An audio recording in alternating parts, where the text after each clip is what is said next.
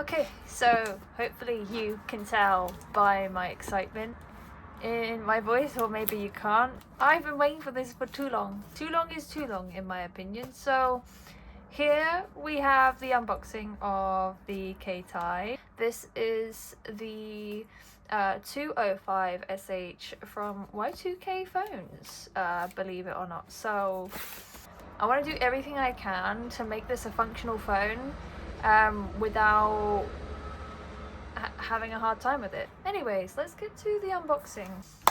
Let's just go in and let's start. See, what I like to do is just to go over the same spot over and over again, and if you focus on the tape parts, they'll be a lot easier to take apart because tape has a lot of surface tension when you pull on it. Take it from me, I think I know what I'm talking about. I'm a professional buyer of things. There you go, see? I think this is a little trick that I learned in school, that if you get a pencil and you go around like you trace around, not a pencil, a biro pen. If you trace around something with the biro pen, you can basically like etch out a design and carve out that piece of paper like a stencil. This is it. This is she. This is her. Are you ready? Look at the battery. Purr. So of course this is not going to be brand new, but I really appreciate the seller including a UK plug.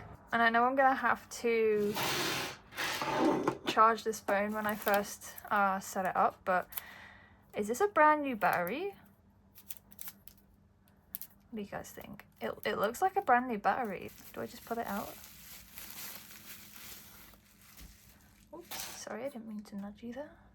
Hopefully it's been in focus this whole time, otherwise that would suck. So the one thing I like about this phone is the closed display. I'm already in love with it though. I am already in love with this. It is so beautiful. There is something about the shape and the size. And it's so light. Wow, that's very interesting. Oh my gosh. It's everything I hoped and more. It does feel, I think without the battery, it does feel a lot lighter.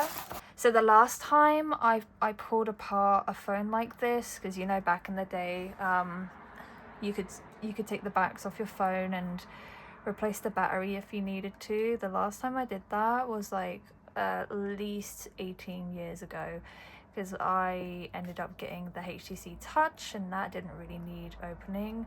So I unfortunately am going to have a hard time pulling this apart.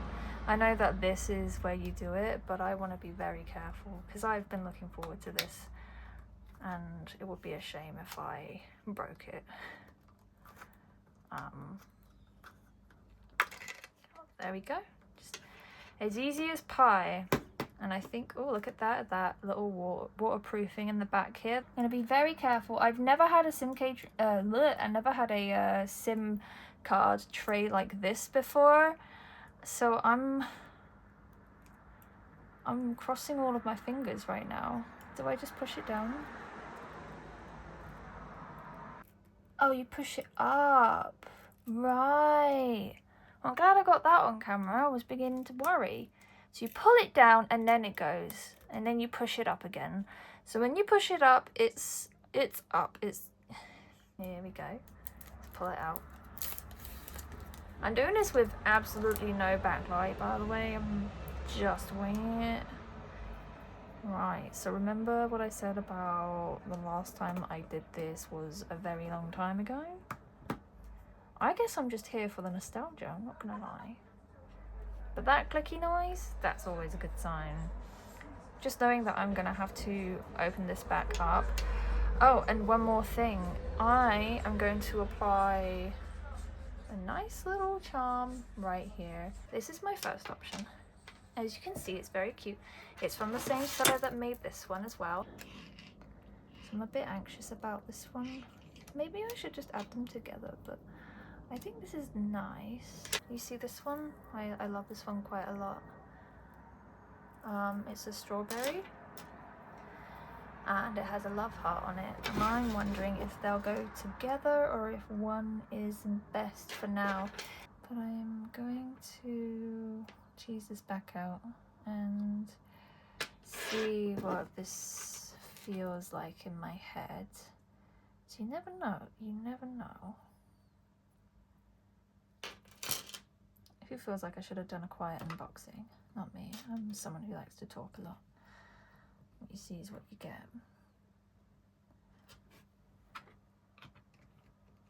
I think some of you might like this one a lot more. And you know what, that has a kind of ring to it. If you get what I mean. Already I'm getting all of my little fingerprints on it. I'm not a fan of that, am I? Now remember, you have to triple check that everything is locked into place. Sometimes it helps to open the phone and push down and it charges. Oh, you see that? Do you think I should leave it to charge for a while? I wonder what it looks like when it's finished charging. I kind of wish that this came in its original box, because then it would have 100% of the experience behind it. Before I turn this on though, I will go on to talk about my thoughts and everything in between. When you look at designs, this is something that I noticed when looking for flip phones and doing my research, is that the screen to where number one is from the screen to your hand, the thinner the phone is, the more sense it makes for it to be at a halfway point on the bottom part of the phone. But because this phone is so big, I would have expected this to be just a little bit smaller for everything, and for number one to be here rather than here. When you go to type on this phone, everything is very top heavy, which is why I kind of anchor myself with this, and sometimes I'll just type. I am getting better at typing. I used to type with T9 as a teenager, so it's not an issue. And we have all of our hotkeys, which is absolutely fantastic. Now, I just want to talk about the difference between this phone and this phone. I am definitely a sucker for a phone that has good build quality. Now, I was just singing the praises about this phone right here and kind of pooping on this design a little bit. But the difference between this phone and this phone is that you can feel the technology in your hands, and you know that it's decked out to precision with modern technology. It has a touch screen and like X and Y, and it's made of metal. Like, there's glass, there's metal, the only plastic about it, really, I would like to say, I mean, I think even the cover is some kind of, well, I mean, it feels like plastic, but it's a very strong and sturdy plastic, and there's a weight to it.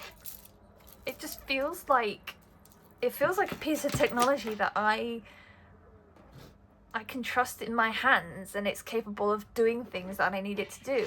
But this phone, surprisingly, I was expecting this to at least have some kind of metal on it, but it is 100% plastic, and the keys, they feel really nice, and it's a lot easier to type on these keys, in my opinion. They don't feel like I'm fighting for my life to click each button. It does feel a lot lighter, and I feel like the Windows is going to blow it away. The flip factor, it just feels normal. I think she's ready to be turned on now. I don't know if that's the backlight turning on. Are we getting a little intro? Oh, 95%. Okay, interesting. Okay, so we have a very normal looking phone here. Okay, interesting. So that does the address book. I don't know if that's my cursor there, and I would have to... Okay, pedometer. This is surprisingly quite responsive. Register an application to quick start 3 key. No. So this is gonna be quite... It's gonna be quite something, because it's not a touchscreen, so... I wonder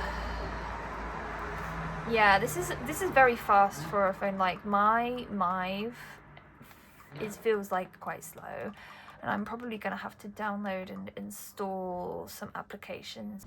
All right, so I I had to take a little break because when I noticed that things weren't set up, I didn't feel like I didn't feel like that this thing out of the box first impressions fabulous, but like I wanted to set it up, so I stopped recording. And it has been I want to say about a week now that I've had this, and setting it up has not been easy. As you can see, I've gone for this charm. I feel like this could be shorter, and I know that you can like tie a knot or something, but it's fine. So I'm going to walk you through what I've done to set this up. It's been very clunky, and then I'll just give my general review of it as a functioning phone. First thing that I want to mention is that, yes, I have therapy today. I don't know if you can see the full screen because I can't see what I'm recording because everything's out of my view.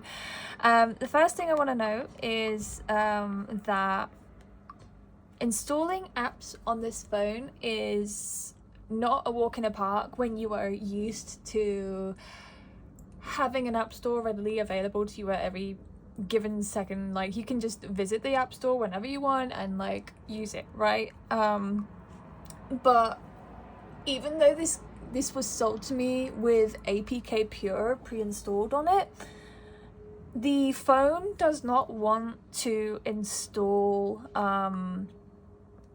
from the store. Like you can download the apps and then it will try to install it using the app store as the installer, but I found that about 90% of the time it would just crash. The app would just crash and you would just not have the app. You wouldn't be able to install it. So I went on the APK store and I downloaded and managed to, because like if you keep trying sometimes it will work, but I managed to download an XAPK installer so that can like install the apps if it crashes. So like that gives me sort of that extra step. So it's not a walk in the park to to download the things that you want, but for me it's worth it. I personally like the challenge. I like the nostalgia of figuring things out and trying to understand something to the point of this is now mine because I've worked that hard. And I think that was something that I really liked about the process of having this phone. I mean, I personally would give it an extra couple things of RAM, right? I would make an extra couple gigabytes of RAM to make it to ensure that it can download. When I first got this, I did my best to download the Aurora store and it just wasn't happening. I don't think it's happening. Like this is the Keitai 205SH, so if there's anything about this phone that you know, like if someone has this phone and has the Aurora store, like please let me know. But I think at this point I've got everything that I need, so I'm not going to go out of my way to download an extra app store, to download more apps, because I think I'm already at my limit. Remember, it's only 8 gigabytes of internal storage, but I did put in an SD card, and I think the maximum you can get is 32 gigabytes, so I put 32 gigabytes into this phone. I think you can integrate the storage, but you have to do it through the ADB debugger on your computer, so it's not like something that already exists on this phone, unless there's like a setting in Nova Launcher that I can reinstall, and maybe I can like explore and see if that does, because I would love to be able to have I would love to have access to apps like Beeper, so that I wouldn't have to have like Instagram and WhatsApp. Like I would just like to have one app where I can like visit all of my messages at once. And that's the other thing, like apps like Instagram Lite, because even though it's Instagram Lite, it still gets updates. I had to uninstall my sorry, you don't need to see that. I had to uninstall the update that I got from this app, and I had to get the previous version, because what happens is that you have to press like the back button in order to navigate. Wait, do I have my... So this, like, usually I would turn on my clicky mouse app. I have both mouse apps, by the way. I know you can't see it, but as you can see, it's not like you, in order to sort of kind of activate and like scroll up and down, which is, do you see what I mean? Like, it's really hard to scroll up and down. So that's like the difficult part, is that you're not able to do that. I know I'm not really articulating it, but like, see, you can't scroll up and down on social media, which is really great if you want to just use it for messaging, because if you want to use this for anything else, like scrolling and stuff, then you're kind of screwed. This is like, you know, I don't know how else to explain it. It's not easy to use, especially like, I don't know, it's not, let me delete all of these because I'm getting distracted already. It's I'm trying to reduce the amount of usage on these apps, so I'm very happy to, I want to say, not use them. So that, yeah, but I'm only using them for the messaging, but the messaging is also really clunky as well, and I'd love to show you that too. But basically it's the same deal. You're not able to scroll up and down on the screen, and I went out of my way to try and do a key mapper to insert swipe gestures and attach them to the two numbers on my keypad, so that they only worked when I opened the app, but it didn't work.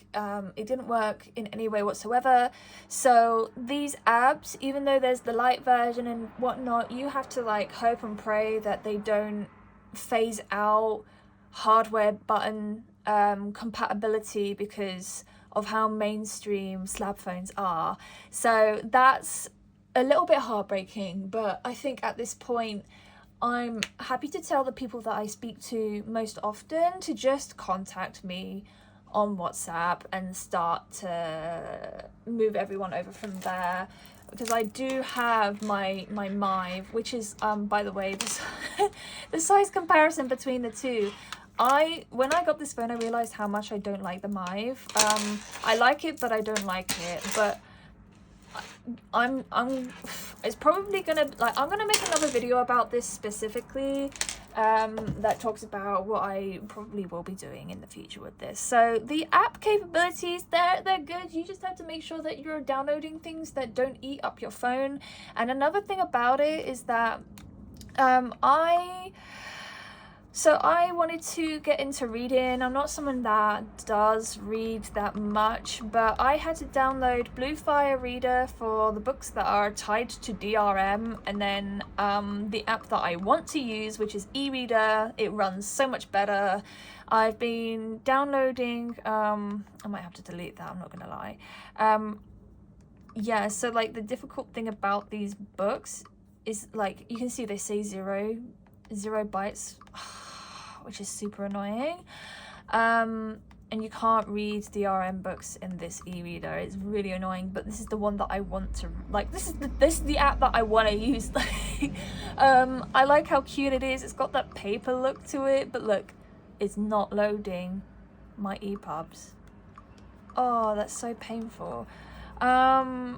And I was really looking forward to reading these as well, but I don't know why they're not. Maybe they're in a different folder. Maybe I have to like move them back or something. Let's see if we can sort this out. Let's see, downloads, micro SD directory, and I think I have, yes, I have books here. See, The Time I Got Drunk and The Imitation of Man. So I think, so like one of these books is smut, and not entirely sure which one. Okay, let's see. So I like this. e-reader more because it just feels more friendly. Blue Fire Reader, which does the DRMs. So in order to use this, for some reason there are two of these. In order to even get this to work, I had to download the Adobe Reader onto my, I already had it, but like I had to like log in, and then I had to figure it out, because when I didn't know anything about ebooks, and I was like, hey, so like why can't I download and move my books onto this, why aren't they loading it onto this app? And it turns out they were locked to DRM readers, and I was like, okay, cool. So I was using ebooks.com, and that's fine. It's a good site, but I was like, what the hell is going on? I don't know what's going on. I don't know why it isn't working. So this is the one that I use to read the DRM, or whatever the acronym is. If I'm saying it wrong, I'm saying it wrong. But like, I've been reading Stolen Focus, and I've been really enjoying it, but not in order to open it you have to click with the mouse app. So I've got both mouse apps, by the way. I've got the Clicky and the Matte TVT, which I will actually show you in a minute. But I like this mouse because it disappears, and when you click the middle of the D-pad again, it doesn't reappear, so it doesn't get in the way of my reading, and you can just go back and forth like this to go back and forth on the pages. It took me forever to figure it out, but I am very happy that this all worked out. And I think the reason why I'm especially happy is because it feels more like my phone, if that makes sense. It feels like my phone because I went through the work to figure it out. I downloaded Clicky, and I have the Matte TVT mouse, and I was debating on like whether I should use both, whether like having both activated on the accessibility would like ruin the RAM and like lag my phone out. But it's fine, I can switch between the two just fine. You can see, I don't know if you can see my little panda, but you can choose on the Clicky app, you can choose which mouse cursor you want to use. And then when you hotkey to another one, this is the other one. As you can see, this is a lot smoother than the Clicky, but the difference between this is that if you want to scroll, you click 5, it says scroll mode enabled, and you hit up or down, and then it just like it flings you across the screen. But then when you have the Clicky app, you press like the 2 or 8 without needing to switch between modes, and it like the way that it moves here, it like moves you up and down, you have more control, and I like it for all that. So I like the personality of this thing, and as you can see, you see these are my favorites, and the messaging apps are hotkeys to the two bottom here. So this is Instagram, this is WhatsApp, and then my calendar, because I haven't decided what I want to do with that yet, so I'll just keep it to the calendar. But yeah, WhatsApp works really well. We turn this off, but it's still a little bit clunky. That's the issue. So you can't do voice notes on WhatsApp, and I would love it if they could just like have a D-pad compatibility, something that will make it work. But do you know what? It's not, you know, it's not a massive issue. Like it works. I can send and receive messages, and that's that, right? So yeah, I think I've kind of gone off track, but I think the one thing that is really important is the SIM card. Now, as you can see, we have oops, therapy. We have signal length, so we got like the max level of signal, and then when my Wi-Fi is off, the data will turn on. So getting this set up was a nightmare. First off, I did a lot of debugging. I think it's just my phone that's kind of, she's a little bit wonky, but I'm not gonna hold it against the sellers, because these at the end of the day, these are secondhand phones, and you're buying a secondhand phone for collector purposes. Like, I wouldn't go out of your way to have this as a daily driver if you're not prepared to go through what I went through and what many other people go through in order to make these phones work as your daily driver. And if you're not prepared to give up social media and the conveniences of having like a functioning map application or like Spotify, you can download and use these things, but I personally wouldn't. So the SIM was difficult. So I am a Vodafone user, and and I use Voxy because they have the social tariff that I can apply for, and I always get approved because whatever. It didn't work for this phone, but it worked for other phones, and I was freaking out. I was like, well, that means that the phone doesn't like it. That means the phone doesn't like it. So I contacted the shop, and they contacted the supplier, and they were like, yeah, we had a back and forth, and we were trying to figure out like what the hell was going on. And they were like, just try another SIM card. And this was after I do this thing where I learn a lot in a short amount of time, and then I throw out the solutions, and I'm like, this solution, let's try it. And I missed the simple solutions first, because I've learned throughout my life that the simple solution never comes easily. It's never the first thing that you want to try. Like, I've learned that I do not want to try the simple solution, so I didn't. But I caved, and I bought a 3 mobile network. And that one actually worked. And the issue was that when I was trying to set up the APN, oops, my bad. When I was trying to set up the APN in the mobile network, the access point names, it would say like, it would say like, you are not allowed to do this here. Like, the phone did not want me to set up my access point names. It did not want me to set up anything, but I have 3, and I don't want to touch it because it took a lot. It took a lot of effort, and I don't want to like mess around with it, but it was not letting me no matter what. But it did. The thing was that like, it did work for 10 minutes, and I was like, oh my god, I have signal. And then I tried to access the data on Instagram Lite, and it just wasn't working. So I was like, oh, I'll just reboot the phone. And then when the phone rebooted, it was no longer accessing the services. So I was like, okay, so the phone is recognizing it. It knows it's there. The phone just doesn't want to bloody use it. Like, it just was not interested. She just was not interested. So I was like, okay, fuck it. I'm going to get a 3 SIM card. I'm going to put it into this phone. And if it works, it works. And still grueling having to type all of the jargon and the codes and whatever on like this keypad was relatively fine. I won't complain, but I was doing it so much on the Vodafone one, where I was trying to add it and like do all these different codes, that I think I lost my mind a little bit. But now that I have this SIM card, I can reset my phone and not worry that it's going to let's just say like boot me off my own network. So yeah, it was a nightmare. It was an absolute nightmare. I think the only thing that I noticed was that the Vodafone, the Voxy card, when I pulled it out, I realized that the 3 SIM card looked a lot more neat and tidy, and the Voxy SIM card was a little bit beat up, let's just put it that way. So I think I'm going to cancel my plan with the old one and just stick to this one, because like I said earlier, I think I want to not use this. I think this is going to be, I have to do a lot of thinking on this. I have to do a lot of thinking, but I'm not sure what I want to do with it.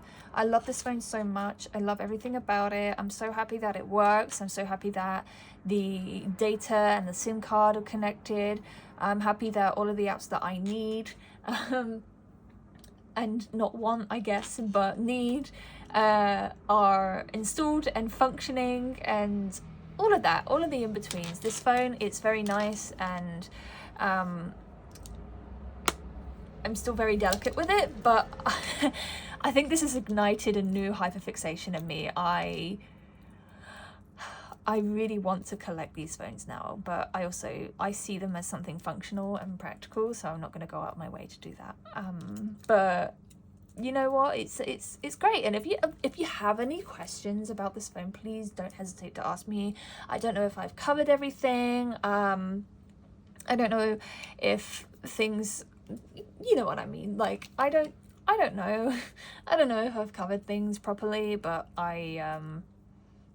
one thing's for certain is that I am very, very, very happy with this phone. When it comes to this phone and the phone that I'm using to record all of this stuff on, I know for a fact that my iPhone is staying at my home, but I might end up doing something radical, like selling my Apple Watch and selling this, but I don't know yet, because once again, it's not an easy process to give something up and be like, hey, like I no longer need this. You can see my my mouse is a fish on this one.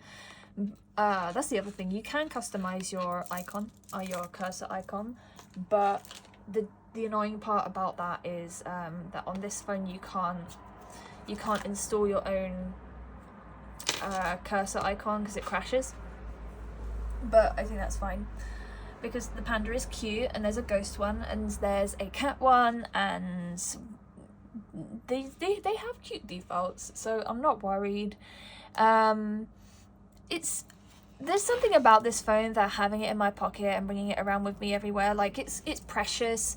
I feel like I'm a little bit protective of this. I don't want it to break, because it was so hard to come by a phone like this. They are collector items, and I have to be aware of that. And especially if you decide to buy one of these phones that they're not being made anymore. They're not, you know, and I think that's what inspires the Manakei project, is that these devices deserve a resurgence, and they deserve to come back with a modern twist to them, you know, better processing and storage capabilities, compatibilities with Western signal towers and bands. Like, I think that they deserve to have a place in modern society, which gives people the choice to detach from what a phone has become modernly and sort of reassociate ourselves with this being a phone. I think that's the most important thing, that this is a phone and that's all it is, and that freedom to choose feels so much better than scrolling endlessly on Instagram and TikTok. It feels so much better to have that choice. It really does. I don't think I can describe it. I've had a smartphone in my hand since I was 15. I've had social media, endless scrolling since I was 15. I have never had that choice for myself. And when I did try to deviate away from using my smartphones and placing restrictions on myself, I failed again and again and again, because that was my daily driver. That's what I relied on to contact the outside world. And it was also a crutch because I'm autistic. I don't know how to socialize with people natively. So having this and then teaching myself, because once again, you really do need to be in charge. You can't just take a phone like this and be like, why am I like, there you go. You can't just take a phone like this and be like, all of my problems are solved. It's a process that you have to go through in order to get to where you want to be. It's hard work. It's hard work to undo what has been done to you by people that you've never met before, and people who are benefiting from this in a very big financial way. So it takes time to disconnect yourself, and you have to not judge yourself for it either. So if you want to disconnect, get a phone like this. If get a phone that you like, that feels good to you. You're not supposed to feel bad during this process. It's supposed to make you feel fabulous. But at the same time, it's okay to admit that, like, gotten to a point where you can't focus on anything, and that's how I feel about myself, is that my focus has been stolen from me. So I'm gonna try and link that book that I'm reading below. I would definitely recommend giving it a good read. It's controversial in the sense that it questions the very thing that you do day in and day out. Like, scrolling and like this sort of dependency on that has kind of become a part of our identities as animals, and I'm just not a fan of it. So I chose to move away, and I'm really happy. I love that sense of I just love the sense of control that I have over whether or not this device is stealing my attention or giving me attention. And I like sitting down and reading books on this thing. It's such a nice novelty, and on my way to therapy today is going to be the first time that I'll be using my phone away from home. So I'm eager to see how that feels, and anxious as well, because I don't want to drop it or anything. So I'll be clutching my charm to the best of my ability. Sorry to get political there, but this is just how I feel. It's how I feel, and I'm happy that I've done this. I feel like I've given myself an opportunity to choose myself for the first time in a very long time. I feel like the endless scrolling was me neglecting myself. So I feel good about it, and I think that's okay. I think it's okay to feel good about something like that. Whether or not it lasts, we'll find out. It's not supposed to be a permanent thing, but if it becomes something permanent, if this is something that feels right for me, then I might choose to do this for the rest of my life. I might choose to just disconnect and not be scrolling 24/7, and just choose to read, because I actually do enjoy reading, it turns out. It's just scrolling gave me what I needed a lot easier. So yeah, if you have any questions, please ask, and thank you for watching. I hope this was informative in some way.